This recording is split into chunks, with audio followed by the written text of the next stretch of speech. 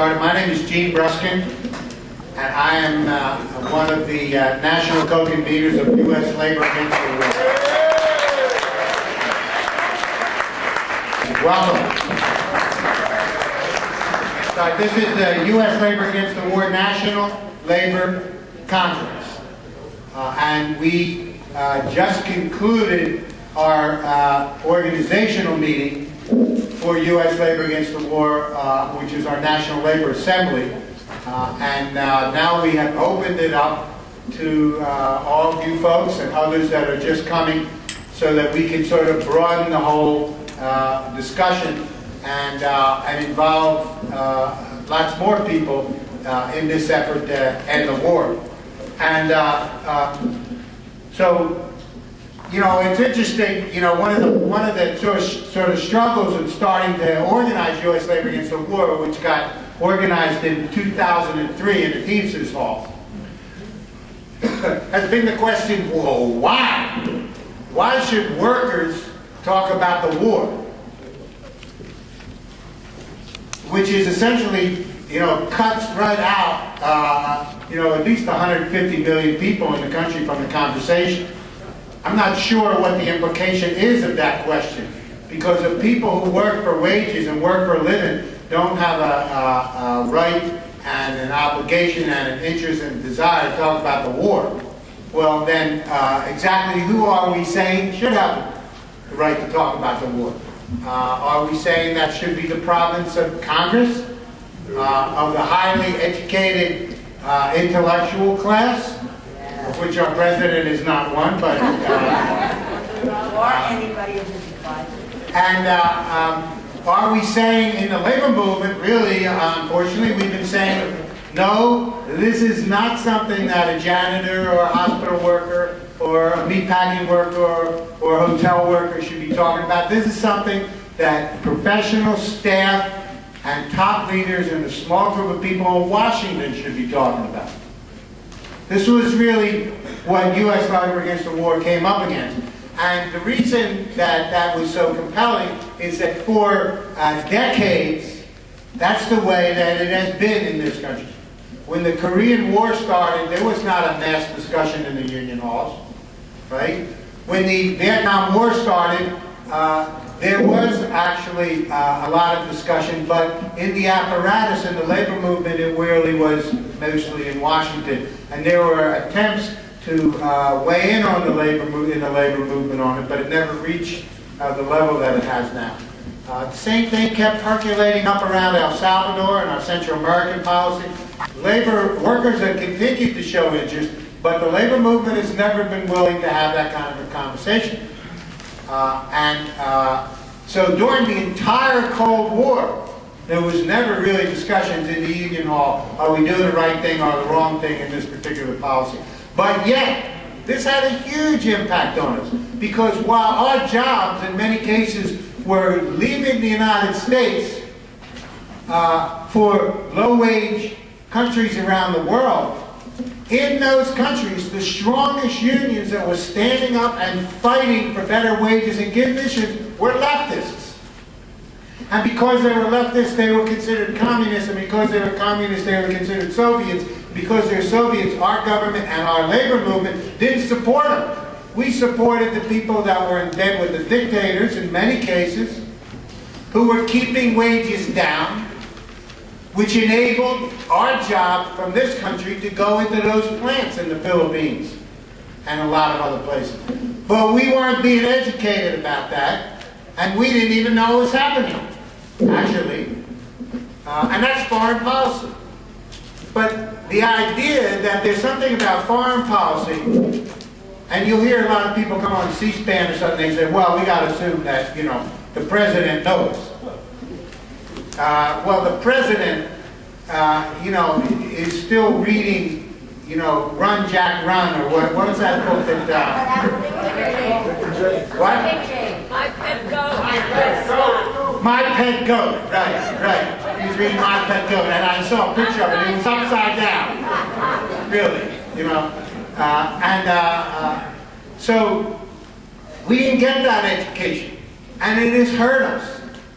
So when this war started, or when the run-up to the war started, and U.S. Slavery Against the War said, well, you know, they're going to ask us to die, they're going to ask us to pay, they're going to pass all these laws that could come down and beat the hell out of us while we're trying to protest because they're going to limit our civil rights and all that stuff. But they don't want us to talk about it. We better find out about this one, right? And so what we have all been taught, and this goes way beyond the war in Iraq. If you go to school, if you go to class in a working class neighborhood, right? I mean, you're taught, at home. Really, we get the message, to do what I say, and children should be seen and not heard, right? We've all heard that. Sometimes our parents are at fault for that stuff, right? And then we go into school, and you're supposed to do what the teacher says. When she gives you the test, you're supposed to repeat back to her what she said so you get a good grade, right? And then eventually you go to work.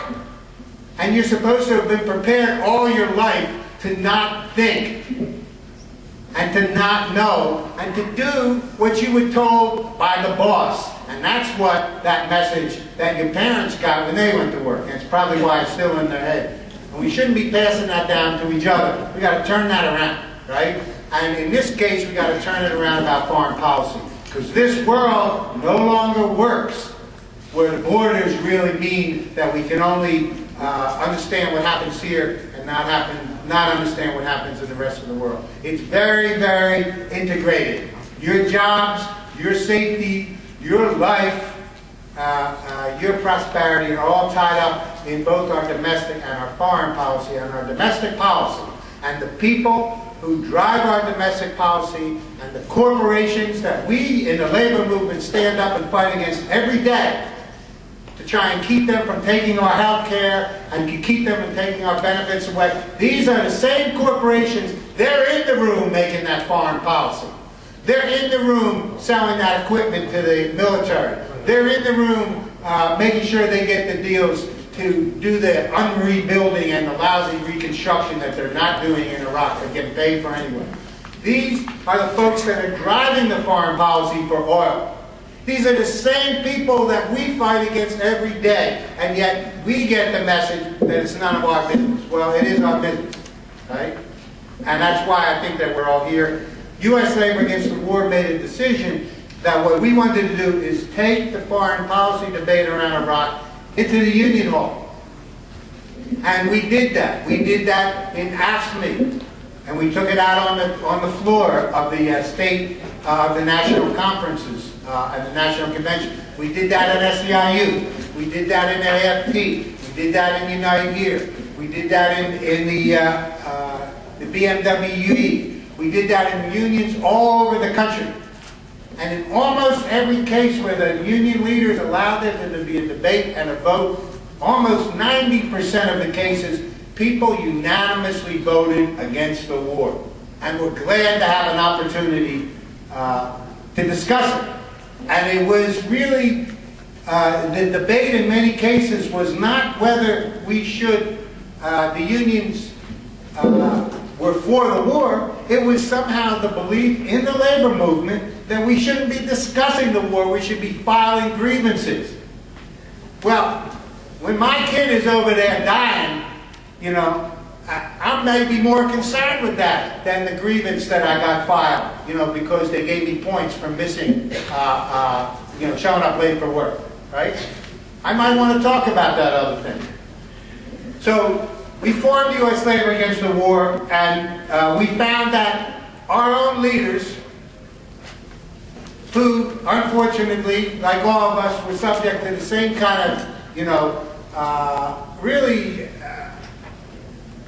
message that working class people get in this country, which is that we got to stay in our place, right?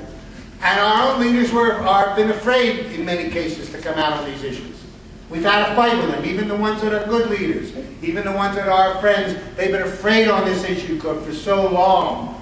For so long, it's been bad to talk about this because you're not a patriot. And the idea of standing up and saying what you believe and weighing in on whether your government should spend your money to kill and to have your children and yourselves and your friends be engaged in a war, the idea that you should have a say in it somehow is unpatriotic, is completely absurd, but we bought into that. And we still buy into them, and a lot of our leaders have. We have to make sure that we change that.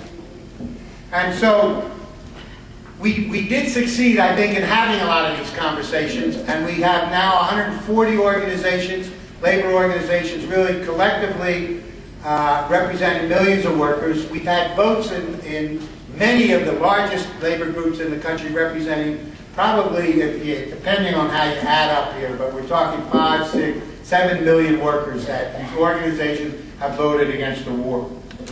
And eventually the working class and the middle class of this country voted against the war overwhelmingly in 2006. I don't think that they necessarily went out enthusiastically because we thought the Democrats were the greatest thing since sliced bread. We were glad to get rid of the Republicans, but we really, in a lot of cases, people voted against the war. People said we care about foreign policy. We're seeing the way that it's affecting us. And so the struggle is sort of continuing because we still got a war. And there's one other piece which I think in our work, in our education work, in the demonstrations and the other activity of U.S. labor against the war, what we've done, and that is we actually decided to learn something about Iraq. Now, I would argue that if George Bush and some of these folks had read a little bit, that Iraq does have a history, right? Iraq goes back thousands of years. Iraq had one of the first civilizations in the world, right? Iraq has Abraham, the founder of 3 of the major modern religions in the world, was from Iraq. Babylon was from Iraq. I mean, you know, there is this incredible rich history there. And in the 20th century, the Iraqis have fought against imperial attacks and invasions from the British and eventually the United States. And unions formed early in the 20th century and started fighting against the British occupation. And the British used guns, and the British used bombs, and the British tried to put in kings. And for 40 years, the Iraqis struggled until they threw out the British. And when they threw out the British, and in the late 1950s, when the Iraqis established their own independent government that started to include women's rights, that had students' organization, it was sort of a popular government. It wasn't a full-fledged democracy, but the left and the trade union movements were a key part of it. And there was a coup, and this young punk, Saddam Hussein, was a part of that coup. And guess who helped that coup from day one? The United States of America and the CIA. King Abdullah from Jordan says that, right? Even this is a fact. And they said it because of the oil and because they had just overthrown the president of Iran, Prime Minister of Iran, because he nationalized the oil. So the Iraqis struggled. If the Iraqis have never experienced democracy, as George Bush says, they don't understand democracy. It's because we killed them when they tried to get democracy. It's not because they didn't want it or because they didn't understand it. It's because they prevented it. And we promoted that man who actually, Saddam Hussein, and ironically, Saddam Hussein, who just got jailed and now has been convicted of what he did in 1982. In 1982, Donald Rumsfeld was meeting with Saddam Hussein when he did all those terrible things, after he did those terrible things that we accused him of and that now he's going to be hung for. And I'm not a big fan of his. I wouldn't want to live, you know, as him, my elected representative. However, we were friends with him after he killed all those people we're convicted with. We gave him millions of dollars. We gave him poison. We gave him all kinds of chemical weapons after he did that. When he gassed the Kurds, we kept on being friends. In fact, Donald Rumsfeld went over there and shook his hand afterwards and said, "Don't worry about it, Saddam." But a little information, right? And so, U.S. Labor Against the War decided to do this conference. And the conference itself is going to have a lot of information, starting with this plenary. But if you look at your workshops in your packet, we're talking about the cost of war, about civil liberties. This is all going to be starting tomorrow morning. We're talking about military in the schools, alternative strategies, legislative action, communities of color doing anti-war activity, peace coalitions, building the labor movement, conflicts in the Middle East. This is a really rich opportunity, not just to hear from speakers, but also to speak yourself, because we all bring a tremendous wealth of knowledge and experience. And I think we got to trust our thinking, because if we trust our thinking, we probably can make a lot of changes in this country. Okay, and so that's the schedule. Now, one of the things, exciting things that came out of U.S. Labor Against the War conference is that we decided that, we wanted to build our organization, we wanted to mobilize, we wanted to pressure Congress, we wanted to expand the understanding inside of the labor movement about the U.S. foreign policy. But one of the important things that came up at the end, and it was a really heated debate about how to proceed with this, is that we got to understand Iraq and we have to understand the Middle East. And how do we proceed? For those of you that don't know, inside the labor movement, the Middle East, and in particular the whole issue of Israel and the Palestinians, is an extremely heated area.